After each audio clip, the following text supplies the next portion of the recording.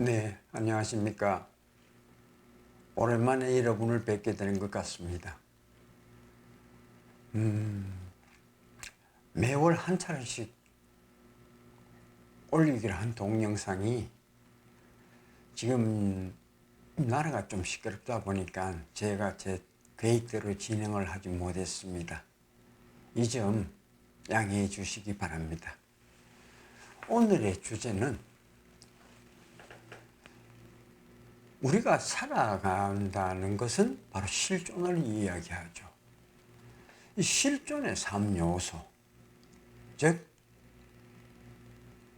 의, 식, 주, 이 세 가지입니다.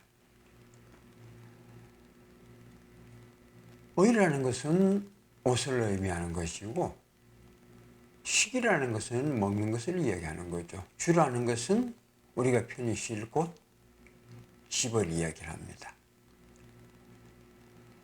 이 세 가지만 있다면은 우리가 실존으로서 존재하는 데는 아무런 제약을 받지 않습니다. 단지 실존으로서 존재를 하여야 그 다음에 우리가 인간이 무엇이고 인생을 어떻게 살아야 하고 하는 그러한 것들이 이루어지게 됩니다. 그럼 의식주라는 이 세 가지 요소를 오늘 한번 정확하게 한번 이야기를 해보겠습니다. 먼저 의라는 것입니다. 옷이라는 것이죠. 옷은 원래 그 의미는 그러니까 옷의 본질이라고 해야 되겠지요. 제가 오늘 이렇게 검정색 옷을 입고 나왔습니다만은 옷은 일단은 사람의 몸을 보호해주는 역할을 하는 것을 옷이라고 할 수가 있습니다. 그러니까 추위로부터 더위로부터 그리고 주위의 여러 시선들로부터 나를 보호해 주는 것이죠. 나에게 있어서 무엇인가 좀 치부를 드러내지 않고 가려주는 것. 이것이 바로 옷의 본질입니다. 더울 때는 시원한 옷을 입어서 체온을 낮춰주는 것이고, 추울 때는 따뜻한 옷을 입어서 체온을 36.5도라고 하죠. 그 이하로 내려가지 않도록 보호해 주는 것이 바로 옷의 본질입니다. 그러면은 지금 시대에 아무도 옷을 입지 않고 사는 사람은 없습니다. 모든 사람이 옷을 다 입고 그렇게 생활을 하고 있습니다. 길거리를 다니시다 보면은 자신과 같은 디자인의 옷을 입고 있는 사람이 찾기가 참 힘듭니다. 그러한 이유는 무엇이냐? 하나의 개성이라고 볼 수 있겠죠. 그런데 그 가격도 천차만별입니다. 그 가격이라는 게 우리가 일반 제가 사는 곳 같으면 대구가 가까우니까 대구의 큰 시장이라든가 서문시장이라고 하죠. 그런 곳에 가면은 3,000원부터 해서 10만 원대까지 여러 종류의 옷이 있습니다. 그러면 거기에서 내 형편에 맞게끔 옷을 사면 되는 것입니다. 그러나 이 옷을 가지고 다른 사람에게 내 모습이 비춰진다는 것을 생각했을 때 그때 비로소 내 옷이 그냥 단순한 옷이 아니고 내 인물을 다른 사람들에게 좋은 이미지를 심어줄 수 있는 나의 품격을 드러낼 수 있는 나의 신분을 알릴 수 있는 그러한 요소로 우리가 옷을 선택하는 것입니다. 이렇다 보니 자연적으로 옷의 그 기본 본질, 몸을 보호하는 것이 아닌 남에게 보여주고 나를 과시하기 위한 그러한 도구로 전락해버린 것입니다. 그 다음에 이제 식을 한번 논해보죠. 먹을 식이란 것입니다. 음식이라는 것이죠. 음식은 그 본질은 무엇이냐? 음식의 본질은 내 몸이 영양에 허해지지 않도록 내 몸의 건강을 유지시키기 위해서 필요한 것들입니다. 그러나 이 음식이 요즘 와서는 어떻게 변질되었느냐? 인간의 미각이죠. 곧 혓바닥을 충족시켜 줄 수 있는 그러한 도구로 전락해버린 것입니다. 그러다 보니 자연적 편식이란 말이 생기게 되고 과식이란 말이 생기게 되고 이렇게 해서 오히려 몸을 보호해야 할 그러한 음식이 도리어 사람의 건강을 해치는 그러한 음식으로 둔갑해버린 것이죠. 무엇이든지 과유불급이라고 했습니다. 그 정도가 적당한 선에서 거쳐야지 그 선 이하로도 안 되고 그 선 이상으로도 안 됩니다. 그럼 그 본질만 충분히 지켜준다면 그 식이란 것은 그렇게 큰 까다로운 어떤 선택을 요구하거나 제한을 요구하는 것은 아니죠. 우리가 즐겨보는 프로그램 중에 정글의 법칙이라는 게 있습니다. 거기에 가서 보면은 지금 저희들이 일반 생활에서 먹지 않는 음식들, 뭐 쉽게 이야기해서 땅바닥에 기어다니는 뱀이라든가 도마뱀, 이구아나, 온갖 종류의 동물을 잡아먹고 또 나무 속에 기생하는 애벌레들을 잡아먹고 우리가 일상생활에서 상상할 수 없는 그러한 음식들을 먹게 됩니다. 이것은 무엇이냐?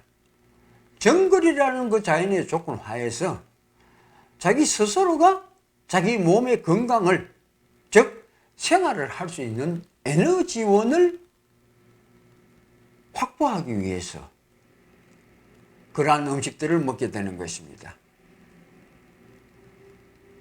그렇게 하여야 내 몸을 움직여서 뭐 농사를 짓든지 다른 동물을 잡으러 쫓아다니든지 그러한 게 가능해지죠. 그렇기 때문에 제가 말씀드린 것은 식은 지금에 와서는 너무나 그 본질에서 벗어난 궤도에 이르러 식이 도리어 사람들의 건강을 해치는 그러한 결과로 이어졌다 하는 이러한 말씀을 드리고 싶습니다. 이제 다음에 말씀드릴 것은 주죠. 주라는 것은 주거지라는 뜻입니다. 주거지의 가장 첫 형태는 어떠했을까요? 옛날 그 인류의 조상들이 생활했던 그 시기로 거슬러 올라간다면 아마도 가장 첫째 조건은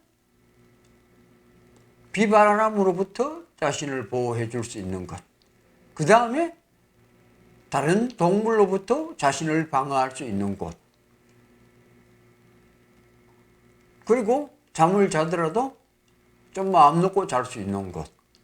그러한 주거지의 요건이 그 사람들에겐 필요했을 것입니다.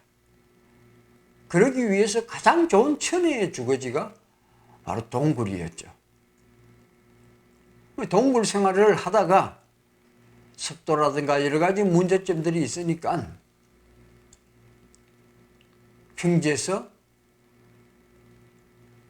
나뭇잎을, 나무 줄기를 채취해서 집을 지은 최초의 운막집이 탄생했을 겁니다. 이러하듯이 주라는 것은 내 한 몸을 편히 쉬고 외부의 위협으로부터 내 몸을 지켜줄 수 있는 공간이면 족합니다. 아무리 내가 80평의 펜트하우스에 살다가 큰 소리 치고 살다가 죽더라도 우리 흔한 말로 사람이 죽으면 그 사람이 차지할 땅은 한 평이 안 된다고 했습니다. 사람이 아무리 덩치가 크더라도 사람이 들어가는 관이 가로가 1m가 넘는 관은 없습니다. 세로는 뭐 좀 키 큰 사람이 있다면 한 2m 50까지는 볼 수가 있겠죠. 높이라고 해봐야 한 4, 50cm. 그 정도면 자기가 죽은 사자가 차지할 공간으로서는 충분합니다. 그렇다면 현재 생활을 하고 있는 우리 자신도 그렇게 많은 공간을 요하지는 않습니다. 이러한 거주지의 개념이 지금 와서는 어떠한 것으로 변했느냐 하면은 자신의 거주지가 아파트가 30평이다, 40평이다, 50평이다 하는 그러한 공간의 크기로 자신의 표현을 하려고 하면 날 좀 알아달라. 나는 이러한 상류사회의 인물이다. 그러나 상징으로 이 주거지라는 게 변모해 버렸습니다. 자, 지금까지 의식주의 기본 본질에 대해서 말씀을 드렸습니다. 우리가 흔히 지금 이런 이야기들을 하죠. 작년보다 더 살기가 힘들어졌다. 지금 먹고 살기가 어렵다. 이렇게 말씀하시는 분들이 많습니다. 그러나 이것을 좀 자세히 한번 들여다본다면은 이 가난이라는 것이야말로 누가 나에게 지어주는 게 아니고 내 스스로가 나의 탐욕에 의해서 나를 가난하게 만드는 것입니다. 좀 쉽게 말씀드리면 50평에서도 살 수 있는 사람이 20평대에 살 수 없다는 말은 성립이 되지 않습니다. 즉 자기 자신만 산다면 그다지 넓은 공간이 필요하지 않겠죠. 그러나 다른 사람들하고 함께 어울려 사는 사회에서 자신의 내면에 있는 세계가 외부로 표출되지 않으니까, 즉 제가 나서서 떠들지 않고 제가 나서서 외치지 않으면 아무도 나의 그 존재 가치를 몰라줍니다. 나는 상당히 괜찮은 사람인데, 나는 상당히 지혜 있는 사람인데 그러한 것을 보여줄 수 없으니 머릿속에 덩긋 없는 사람은 눈으로 드러난 것, 고급 레스토랑을 찾고 펜트하우스를 찾고 명품 의류를 찾는 그러한 것들로 자신을 과대 포장하거나 자신을 기만으로 포장해서 사람들에게 인정을 받고자 하는 것으로 자기 스스로가 자기를 가난하게 만드는 것입니다. 간혹 친구들과의 모임에서 동창회에 나갔다가 특히 여성분들이 그렇겠죠. 옛날 학교 다닐 때는 나보다 못했는데 지금 보니까 차도 몰고 왔는 게 외제차를 몰고 왔고 또 목에 두른 목걸이, 귀걸이, 스카프, 신발 이런 것들이 아주 삐까번쩍합니다. 그 순간에 현명한 사람이라면은 거기에 대해서 자기 자신의 그 비하를 할 필요가 없겠죠. 그렇지만 현명치 못한 사람들은 그게 자신에게 상당히 큰 스트레스원이 됩니다. 그러면은 그 모임을 마치고 와서 집에 들어오면 걱정거리가 늡니다. 나는 왜 가보다 학생 시절에 내가 훨씬 잘 나갔는데 왜 지금 내가 못 살까? 자기 자신이 가지고 있는 그 50평형의 아파트가 펜트하우스를 가진 친구한테는 아무 짝에도 비교할 수 없는 그러한 초라한 신세로 변하는 겁니다. 이게 바로 인간의 욕망입니다. 이러한 것은 모든 게 본질에서 너무 벗어났기 때문에 자기 자신을 스스로가 가난하게 만들고 스트레스를 주고 자기 자신을 괴롭히는 그러한 요소들로 본질이 전도된 것입니다. 자, 그러면은 오늘날을 살아가는 우리들은 풍요로움 속의 빈곤에 처해 있습니다. 즉 의식주의 본질을 본다면은 저는 절대로 가난하지 않습니다. 가령 제가 원하는 요소가 한 10가지 있다면은 그 10가지를 사기 위해서 제가 가난한 상태라고 인식하며 일을 해서 땀을 흘리고 물론 좋습니다. 그렇게 해서 가진 걸 무엇이라고 나무랄 수는 없습니다. 그러나 가면 갈수록 보다 큰 아파트 평수가 필요하고 보다 비싼 자동차가 필요하고 자기 자신을 위한 것이 아니라 타인앞에 나서기 위해서 필요한 그러한 행동을 한다는 것은 참으로 어리석은 일입니다. 이러한 어리석음을 풍요가 넘치는 가운데 오늘날 우리는 스스로를 가난하게 만들고 있습니다. 주기도문 중에 이런 말이 있습니다. 일용할 양식을 달라고 했습니다. 그러니까 우리는 일용할 양식만으로는 불안해서 못 삽니다. 그러나